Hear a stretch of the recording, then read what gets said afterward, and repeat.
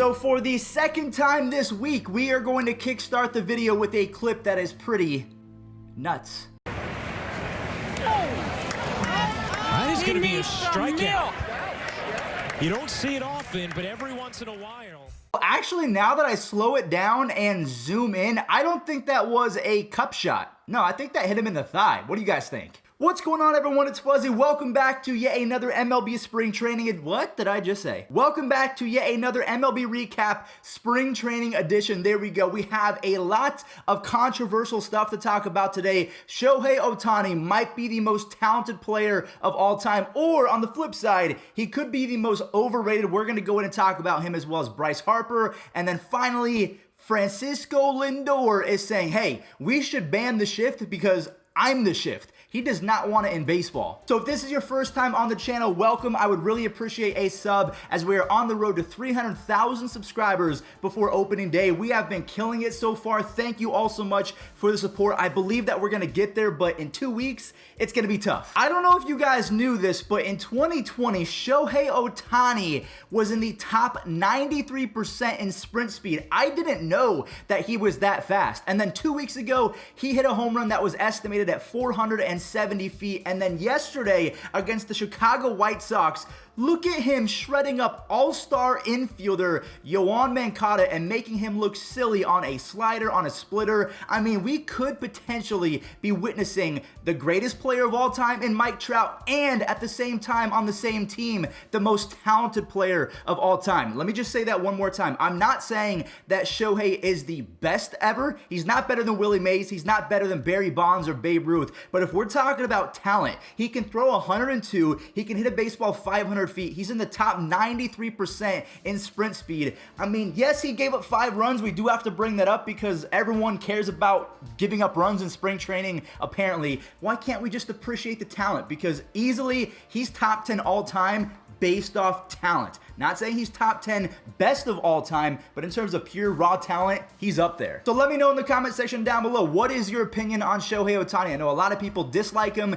and then a lot of people think that he is a unicorn, that he is pretty much something that we're never gonna get again in the game. Now, one player that I do wanna mention from that same Chicago White Sox versus the Angels game is a quote-unquote six-tool athlete. That is what Frank Thomas called Mr. Luis Robert. I like to call him Louis Bob. It just rolls off the tongue. It's really fun to say. Luis Robert is one of those guys that is a unicorn as well. He's in the top 90% for sprint speed. He's an elite defender. He's got pop for days. He's got a cannon. I truly believe that Luis Robert can be the second coming of Mike Trout, but he's a better defender. So if he plays to his ceiling and he keeps up the defense, we could be looking at a better version of Mike Trout. I know we're kind of being dramatic today, but because baseball's been a little bit slow the last few days, I wanted to kind of stir the pot a little bit and get some debates going in the comment section down below, because we're heading in towards the lull season of spring training where not really anything exciting is happening. Actually, Fernando Tatis Jr. made yesterday a whole lot more exciting. We're gonna go ahead and break down what he did in just a second, because he stole an entire inning. So we'll break that down in just a moment, but I wanted to talk about a few pitchers real quick. Corey Kluber, he is making people look silly. And when I say people,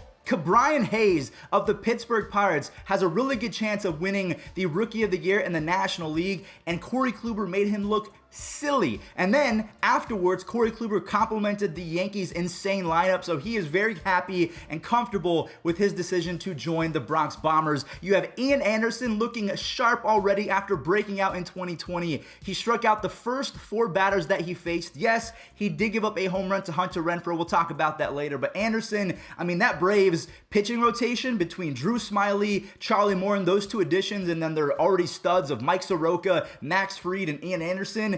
That rotation is actually disgusting. And then Marcos Gonzalez, he is proving that he is worth every penny after having his best season in baseball in 2020 and already looking fantastic in spring training. He is ready for the upcoming season because he will be their opening day starter. He's going to be really good yet again. If we're talking about dynamic duos, Didi Gregorius and Grand Slams, they just go together like peanut butter and jelly. And poor Casey Mize, he has not been good to start off this spring. Bryce Harper joined in on the action as well. well. He has been dialed in since the start of 2020. I did not realize how much of a goon he was a year ago. Take a look at his baseball savant. Aside from the whiff rate, which to me that doesn't really matter because he was still top 77% in K percentage, the man was a machine. So if you are saying today in 2021 that Bryce Harper is overrated, go ahead and take out your wallet or your purse, get the baseball card from inside of it, and hand it over because you shouldn't talk baseball anymore. Now, one player that I'm very disappointed in so far is Javier Baez. Now, he's got a few home runs. I'm proud of him for that. His stance is working, I think.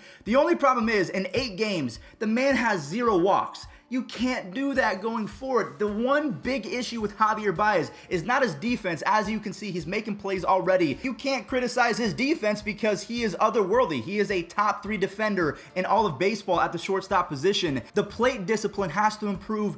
And it just, if he doesn't take more walks, I'm afraid that he's going to have another subpar season offensively. Now, sticking with the Cubs, I do want to talk about Joc Pederson, who before Josh Rojas broke out and he's now leading everyone in base hits, Joc Pederson was the #1 guy in base hits, home runs, and RBIs. And there was a huge debate yesterday, mostly because of me. I posted a graphic of Francisco Lindor calling out the shift and it went viral. So the argument of the shift and banning it or limiting it, it kind of came back to the surface. And Joc Pederson showed yesterday that some people do have a point where even though you're leading spring training in home runs and RBIs, you can take advantage of going the other way by bunting and pretty much securing yourself a free base. Well, that makes sense because they would rather give up a single than a home run. And Joc Pederson has been on fire, so I understand why the shift does exist, but also Francisco Lindor with this quote right here. I love it. You guys can read it pretty much word for word, but to paraphrase, he pretty much said that, hey, I believe in my skills enough to the point where if I'm playing my normal position,